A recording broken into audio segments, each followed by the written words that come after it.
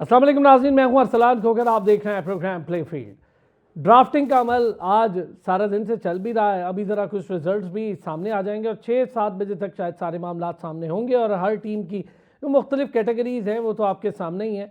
अच्छी बात यह है कि जो 44 प्लेयर आए हैं बैनुल-अक़वामी सतह पर, उनमें बड़े टॉप प्लेयर्स भी पाकिस्तान मौजूद हैं।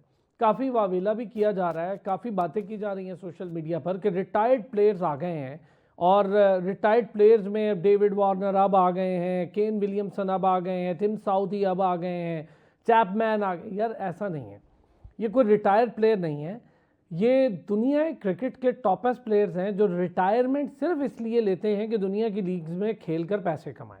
ये थोड़ा गलत और मिस कॉन्सेप्ट है हमारे यहाँ। ये हमारे यहाँ होता है कि शाहिद आफरीदी जब तक रिटायर नहीं होता तो तब तक वो जाता नहीं है बाहर।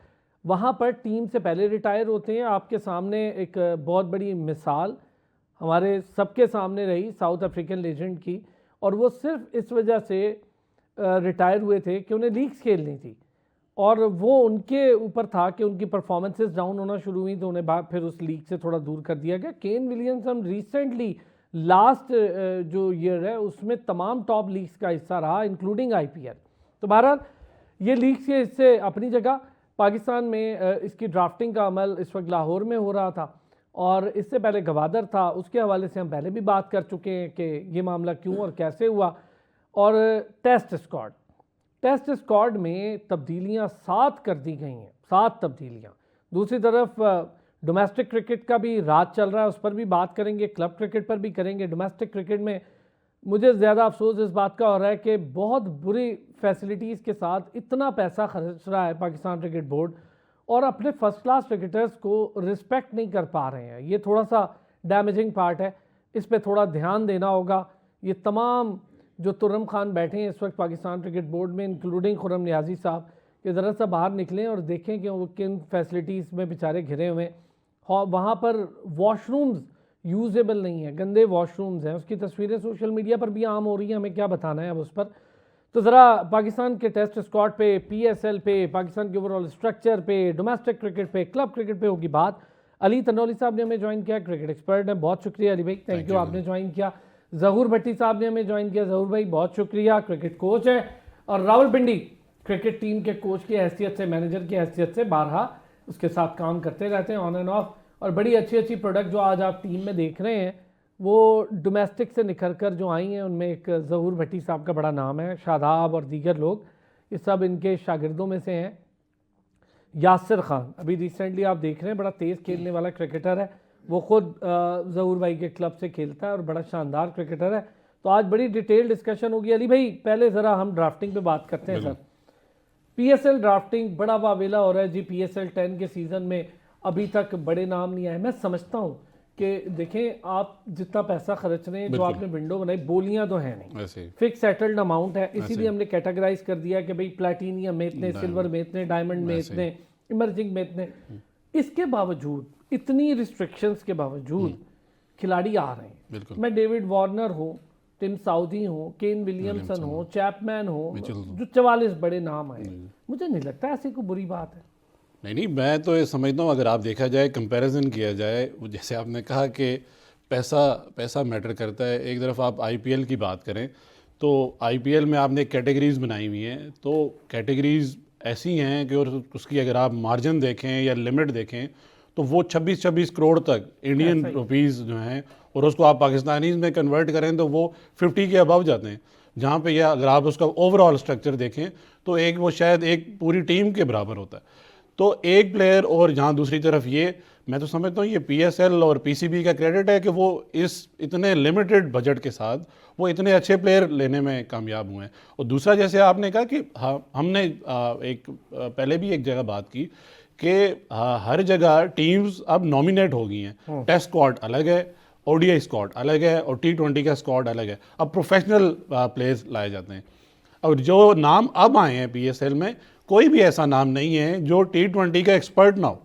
हर नाम, डेविड वार्नर ले लें, चैपमैन ले लें। चैपमैन को तो लोग अगर ये बोलते हैं कि वो अच्छा प्लेयर नहीं है तो पाकिस्तान के खिलाफ उसकी परफॉर्मेंस उठा के देख लें, पाकिस्तान में देख लें। आज बड़ा स्कोर करते हम हर दफ़ा उनका होता है ऐसे स्कोर के बड़ा नहीं स्कोर सर, top करते हैं, अच्छे प्लेयर इम्पैक्ट प्लेयर्स हैं, और मिचेल्स है, उसके अलावा साउथ अफ्रीका के डॉसन है, और बड़े नाम हैं, कोई भी ऐसा नहीं है। और अगेन बात वहीं पे आ जाती है कि जहाँ पे आपका बजट इतना लिमिटेड हो और उसमें ऐसे नाम भी आ जाएं, तो ये तो मैं समझता हूँ ये एक अचीवमेंट है पीसीबी की भी और दूसरी तरफ पीएसएल की भी। और मैं समझता हूँ कि ये पीएसएल का एक इम्पैक्ट ही है कि जहाँ लोग इतने लिमिटेड बजट में भी और इतने पुरजोर हैं और इसका खेलने के मतलब लिए ये तैयार हैं। होगा अली भाई कि मेरा ख्याल है जो हम हमेशा सुनते आ रहे थे कि बॉलिंग स्टैंडर्ड पीएसएल का बड़ा हाई है, तो मेरा ख्याल है लोग अपनी बैटिंग भी टेस्ट करना चाह रहे होंगे बड़े प्लेयर्स के, यार जाके देखें तो सही, क्योंकि केविन पीटरसन से लेकर डेरन सेमी से लेकर तमाम जो इंग्लिश प्लेयर्स भी बड़े बड़े मलान और ये सारे आए, तो उन्होंने यही कहा कि यहाँ बॉलिंग स्टैंडर्ड बड़ा ज़बरदस्त है। सर हमारे जो राइजिंग स्टार आते हैं, उसके अलावा जो हमारा डोमेस्टिक स्ट्रक्चर है, जो हमारा टैलेंट है, वो इतना ज़बरदस्त है कि आपने जो बात की बॉलिंग, और दूसरा आप देखें कि पाकिस्तान, वैसे भी इंडिया भी मानता है कि पाकिस्तान बॉलर्स के लिए एक फील्ड है ऐसी कि जहाँ पे हर नया बॉलर उगता है, और हमारा तो नॉर्मल शायद गली मोहल्ले का बॉलर 130 140 क्लिक करता है। और आप देखें कि जो भी नया प्लेयर आता है, सबसे ज़बरदस्त आप बात देखें कि हमारा जो टॉप स्कोरर होता है, कोई भी ऐसा प्लेयर नहीं है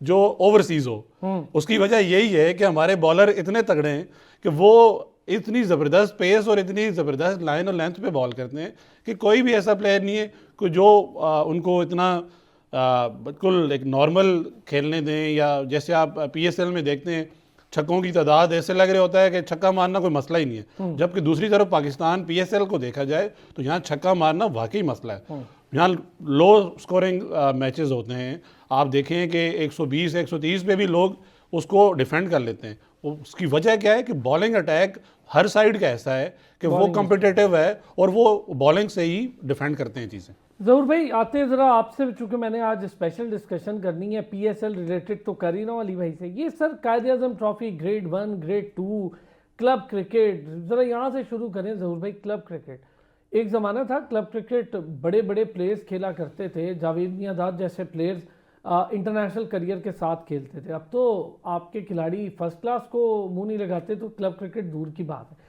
स्टैंडर्ड ऑफ क्लब क्रिकेट क्या है ज़हूर भाई इस वक्त प्रेजेंटली, बिल्कुल फेयरली बताइएगा। असलान भाई बहुत शुक्रिया। मैं आपको क्लब क्रिकेट तो मैंने बहुत ज़्यादा खेली और मैं क्लब क्रिकेट का ही कीड़ा हूँ माशाल्लाह। जितनी आपको मैंने आपकी क्रिकेट की हिस्ट्री बताऊँ 80 से लेके अभी तक जो क्लब क्रिकेट है मैंने खेली भी है, देखी भी है, उसी के ताउन से मैं आज यहाँ कायम दायम हूँ। तो जितने हमारे लड़के हैं, आपको याद हो कि क्लब क्रिकेट ऐसी होती थी कि एक तरफ क्लब होता था, दूसरी साइड पे केरल की टीम होती थी फाइनल में। आप आज देख लेंगे केरल पाकिस्तान क्रिकेट खेल रहा है और क्लब क्रिकेट वहाँ खड़ी है। हमारा खुद फाइनल हुआ है इस चीज़ का, मैं आपको 92 का फाइनल बता रहा हूँ, जिसमें शुएब अख्तर, मोहम्मद अकरम, मोहम्मद वसीम और जो 10 प्लेयर आगे बैठे थे वो क्लब के फर्स्ट क्लास प्लेयर थे। मैं उसमें एक वाइड अंडर 19 का प्लेयर बैठा हुआ था। और वो club cricket Jersey Naseem Hasan Shah, मैंने पहले भी कई दफ़ा प्रोग्राम में कह चुका हूँ कि अगर इसको गौर से आप पढ़ें और इसकी तस्वीर देखें तो आप देखेंगे वो सारी लीक हुई थी स्टेडियम के अंदर, स्टेडियम में हुई थी। चेयरमैन साहब खुद आए थे, चीफ गेस्ट थे उस पर, पिंडी स्टेडियम। वो मैं तस्वीर आपको पहले भी कहा मैं भेजूँ, उसको लगाएं और उनको लोगों को बताएं कि ये बोर्ड इस तरह चलता है। और वो फाइनल हुआ केरल के साथ, हमारा क्लब था और मैं उसका best wicket keeper, best bowler हुआ था शुएब अख्तर। वो कुछ भी नहीं खेला था शुएब अख्तर। जाए उससे पूछे कि शुएब अख्तर की पहली लीग कभी किसी उससे पूछे कि शुएब भाई आपने पहली लीग कौन सी खेली थी क्लब की जब आप इंटर हुए थे? मोहम्मद अकरम ये और सारे तुम्हारे आपके, और जो 5 प्लेयर बैठे हुए थे वो ZBL का कप्तान, हाउस बिल्डिंग का कप्तान, पिंडी का कप्तान, डिपार्टमेंटल बैठे हुए थे। और वो तस्वीर मैं आपको अली भाई और आपको स्टैंडर्ड ये क्लब क्रिकेट जो स्टेडियम में हुई थी वो स्टैंडर्ड ख़त्म हो गया। फिर मैं जिस डिपार्टमेंट से खेल रहा हूँ 5-1, जब मैं खुद खेल रहा हूँ, मैं कप्तान भी रहा हूँ वहाँ पे, तो हमारा पवेलियन, हमारा ड्रेसिंग रूम ऐसा होता था कि हम लोगों से पानी मांग के पीते थे, चाहे लोगों से मांग। आज मैं देख रहा हूँ कि उसका स्टैंडर्ड करोड़ों रुपए लगा दिया वहाँ पे, लेकिन वहाँ आम बंदा नहीं जा सकता। इसी तरह हनीफ बाजी साहब ने ग्राउंड बनाए, हनीफ बाजी साहब ने जब ग्राउंड बनाए उन्होंने फ्री क्रिकेट दी। जब वो चले गए दूसरी हुकूमत आई, उन्होंने ग्राउंड प्रोफेसरों ने ले लिए। देखिए प्रोफेसरों ने ले लिए। देखिए बड़ी अहम बात बताने लगा हूँ सर, वो ग्राउंड उनको दे दिया। अब वो एक ग्राउंड की फीस 1-2 घंटे के 20,000 रुपये ले रहे हैं। एक एक दो दो घंटे के, प्रोफेसर पढ़ा कम रहे हैं और वहाँ पे फीसें ज़्यादा ले रहे हैं। अब मुझे आम बच्चा, जब हम विकेटें लगाते थे खेलने शुरू हो जाते थे, अब वो क्रिकेट ख़त्म कर दी इन्होंने। बोर्ड को चाहिए, पाकिस्तान क्रिकेट बोर्ड को मैं रिक्वेस्ट करता हूँ, मोहसिन नकवी साहब, आपने जो स्टैंडर्ड कायम किया, जिस तरह क्रिकेट को मूव किया और आपने रिवर्स किया क्रिकेट, और मैं आपके प्रोग्राम ही कहा था सरजी साहब की होनी चाहिए और उन्होंने की है। देखिए स्क्वाड जो आया नया, इसमें काशिफ अली, 7 बच्चे हैं जी नए, मैं इसमें करूंगा डिस्कशन। ठीक है, कुछ लड़के। एक ब्रेक जरूर भाई, ब्रेक। हमारी 2025 की शुरुआत ही अच्छी नहीं हुई टेस्ट की, जरा टेस्ट पर भी बात करते हैं। ड्राफ्टिंग का अमल तो जारी है, इस पर भी कर लेंगे बात एक ब्रेक के बाद। वेलकम बैक जी। अच्छा, शुरू में ना ड्राफ्टिंग जब स्टार्ट हुई तो उसकी स्टार्ट में 3 बड़ी कैटेगरीज के प्लेयर्स जो हैं वो सोल्ड आउट हुए या लिए गए, उसमें माइक ही नहीं चला था। मैं थोड़ा सा स्टैंडर्ड की बात इसलिए कह रहा हूँ, जब आप दुनिया को दिखाने लगते हैं ना कि यार आपकी ड्राफ्टिंग हो रही है, तो आप अपने सारे बॉक्सेस पहले टिक करते हैं, रिहर्सल्स होती हैं, ये चीज़ें बाद में आपके लिए परेशानी का बायस बनती हैं, अजीमत का बायस बनती हैं, लोग हंसते हैं, जग हंसाई का बायस बनती हैं। तो बेहतर ये होता है कि आप अपने बॉक्सेस टिक कर लें, अपनी चीज़ों की रिहर्स कर लें, इक्विपमेंट ये सारा कुछ तय कर लें। बनिस्बत इसके कि आपने नाम अच्छे लिए हैं, मैम सना मीर कर रही हैं, मुझे बड़ी खुशी हुई।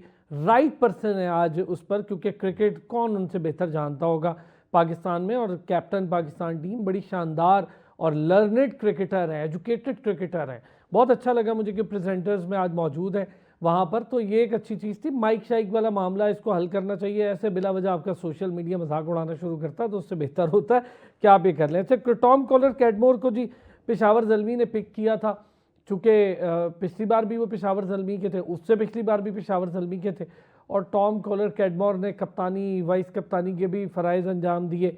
तो अच्छे प्लेयर हैं, हैंडफुल प्लेयर हैं।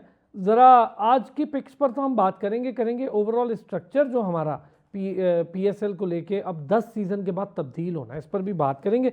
अच्छा अली भाई, अब हम ज़रा बात करते हैं जी, बड़ी पिक की है कराची किंग्स ने डेविड वार्नर की, कोयटा ग्लैडिएटर ने मार्क चैपमैन ले लिया था, डैरिल मिचेल लिया है जी लाहौर कलंदर ने, टॉम कॉलर कैडमोर लिया है पेशावर ज़ल्मी ने, मुल्तान सुल्तान ने माइकल ब्रेसवेल, न्यूजीलैंड वाले ब्रेसवेल ले लिए हैं।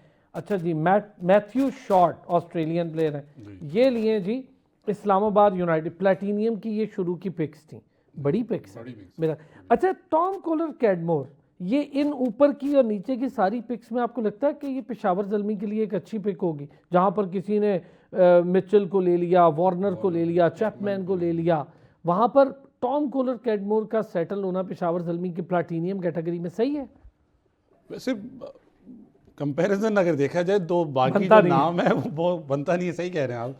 मतलब इतने बड़े वार्नर, चैपमैन और इस तरह के नामों के साथ, या कैम विलियमसन के उसमें आप ये ले आए, पर वो मुझे लगता है कि वो पेशावर ज़ल्मी एक तरह से वो एक फैमिली है। हाँ। तो वो जैसे आपने देखा होगा वो सेमी, अब वो एक तरह से वो आधे पाकिस्तानी हो गए, तो वो एक उनका एक वो घर बन जाता है। जो भी पेशावर ज़ल्मी में आता है तो वो कोई जैसे उनके जो उनके मेंटोर भी हैं, तो वो उसके अलावा उनके जो ऑनर हैं, CEO हैं जो अफरीदी साहब, तो उनका एक माहौल ही ऐसा है कि वो एक घर की तरह बना लेते हैं। तो मुझे लगता है कि वो एक वजह भी होती है, एक तलक बन जाता है।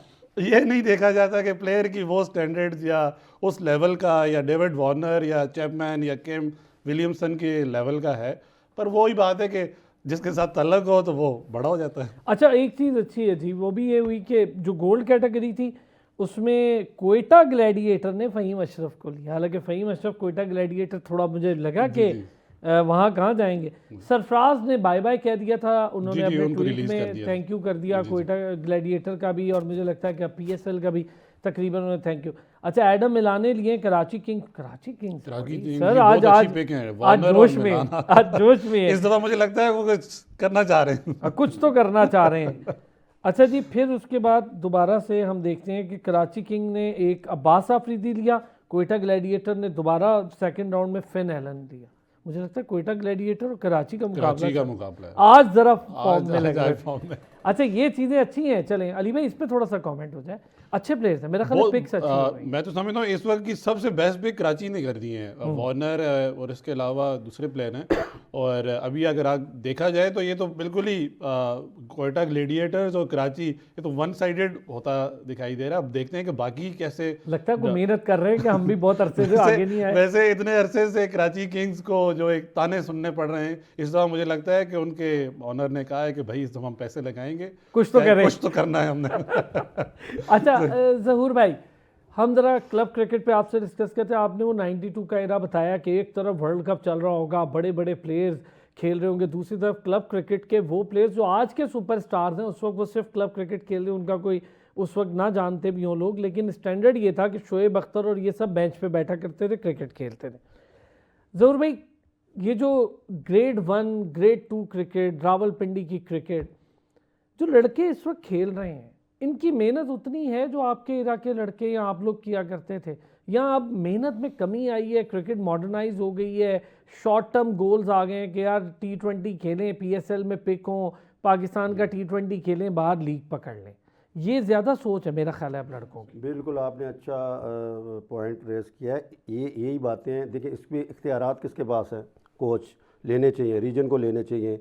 रीजन के जो सदर बनते हैं, रीजन तो कमज़ोर हो गया है, ठीक है। पहले रीजन के सदर, मैं इश्तियाक शाह साहब का पहले भी जिक्र किया है, इसी तरह शेख साहब का जिक्र किया है, ये ग्राउंड में होते हैं। मैंने ज़िंदगी सारी देखी है उनको ग्राउंडों में देखते हुए।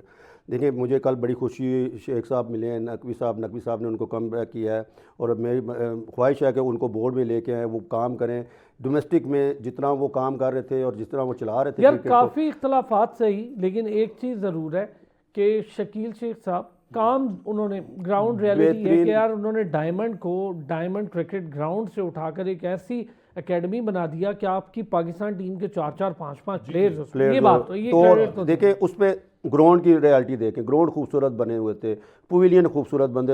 अब बात वहाँ वाशरूम जाएँ तो आपको पता चलता था वाशरूम, ठीक है। अभी आप जाएँ, जब मैं नादरन की साइड पे गया तो बाथरूम टूटे हुए थे, फ्लैश टूटे हुए थे, लेकिन जब शेख साहब खुद पानी लगा रहे हैं, खुद वाशरूम देख रहे हैं, खुद वो सफाई करवा रहे हैं। यार ये ग्राउंड मैन देखिए ज़हूर भाई, ये कोच और जो मैनेजर होता है, मैं आपसे बड़ा कैटेगरी, आप चूंकि दोनों रहे हैं जी रावलपिंडी टीम के ना, कोच और मैनेजर ये अपनी तनख्वाहें लेते हैं, शिकायत नहीं करते PCB को कि यार चल यहाँ आके एक बार देखें तो सही, यहाँ पे वॉशरूम ख़राब है? ये तो काम है ना मैनेजर और कोच। देखिए ये मैनेजर का काम होता है, और मैनेजर अपनी, देखिए हर एक को अपनी नौकरी की पड़ी है। अगर मैंने आपको कहा कि मैं कुछ 10 दफ़ा निकला हूँ, एक दफ़ा, बल्कि मैं आपको बता रहा हूँ कि इख्तियारात नहीं है ना तो छोड़ के आ जाए। मैंने छोड़ के आया, और मैं शेख साहब को सलाम करता हूँ। शेख साहब ने कभी मुझे बुरा नहीं किया, उन्होंने कहा सही फ़ैसला किया इसने, कभी मुझे उन्होंने बुरा नहीं। मैं एक दफ़ा टीम छोड़ के आ गया कि इख्तियारात उन्होंने चेंज किए थे।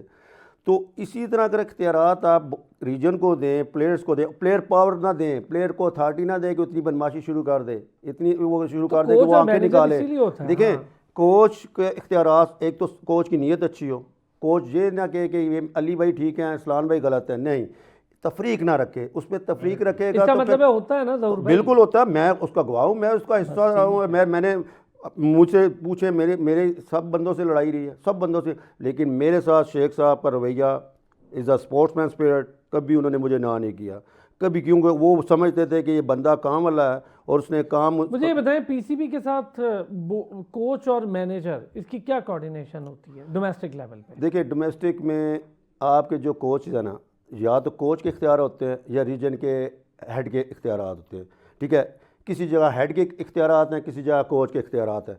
लेकिन मेरी जो नज़र में है कि जिस नज़र से मैं शेख साहब को देखा, शेख साहब को अगर ये क्रिकेट दी जाए मेरे अंदाजे के मुताबिक, आप यकीन इस क्रिकेट का मेयार एकदम पाकिस्तान में निखर जाएगा। और सर ये रीजन की बात है ना, मैं कोऑर्डिनेशन क्या होती है? देखिए कोऑर्डिनेशन जो कोचेज आते हैं, जैसे कल ख्वाजा आसिफ साहब को उन्होंने कहा जी उसको लेके आए कोच अपना ज़हूर अलई को, उसने चैंपियन करवा दिया, आज उसकी वाह है। इसी तरह आप उसको अथॉरिटी दी, वो जीत गया। इसी तरह आपने सभी को एक दफ़ा अथॉरिटी दी, 2 दफ़ा डिवीजन जीता है। इसी तरह सियालकोट का शाहिद अनवर है, उसने माशाल्लाह कोचिंग की अपने रीजन की, उसने। इसी तरह आप कोई पेशावर की देख लें, पेशावर क्यों ऊपर जा रहा है? पेशावर के पास इख्तियारात है, पेशावर के पास विजन है, वहाँ पावर पे है उसके कोच पास, empower क्योंकि है। सदर पावर में देखें अरसलान भाई, मुख्तसर सी बात है, ये कोई आर्ट नहीं है, इसमें आप पावर दें। अगर आप पावर नहीं देंगे तो ये क्रिकेट तबाह होगी। अगर आप क्लब क्रिकेट को अच्छा करना चाहते हैं तो मैं लोकल आपके साथ ना जरा पिचेस पे भी डिस्कशन करूंगा। जरूर भाई, पिचेस क्या म्यार है हमारे यहाँ क्लब की पिचेस का भी क्या म्यार होता है? सीमेंट पे खेलते रहते हैं लड़के और फिर अचानक जब टर्फ पे आके खेलना पड़ता है या पिच पे खेलना पड़ता है तो वहाँ थोड़ी सी प्रॉब्लम होती है। अली भाई ये बताएं, हमारे यहाँ हम अपना टेस्ट स्क्वाड पे अगला पूरा सेशन उस पर करेंगे। अभी PSL ज़रा इसको हम वाइंड अप करते हैं, इस पर फिर कल इस पर डिटेल और आगे पूरे ड्राफ्ट सामने आएंगे। इस वक्त जो PSL 10 है इस तक हमारी टीम्स फिक्स थी, लेकिन इसके बाद अब हमें नए मुआहदे देखने को मिलेंगे। क्या अंदाज़ा कर रहे हैं, नई टीम्स आएंगी, इंडक्शन होगी? जी नई टीम, जैसे मोहसिन नकवी रिसेंटली वो सियालकोट में गए तो उन्होंने बात की कि उन्होंने कहा जी सियालकोट की भी टीम तो होंगी, सियालकोट की टीम हम अनाउंस करेंगे। वहाँ वज़ीर दिफा भी थे, उन्होंने ख्वाहिश का इज़हार किया और उन्होंने कहा जी मैक्सिमम टीम्स हम चाहते हैं कि लोग आएँ, पब्लिक प्राइवेट पार्टनरशिप हो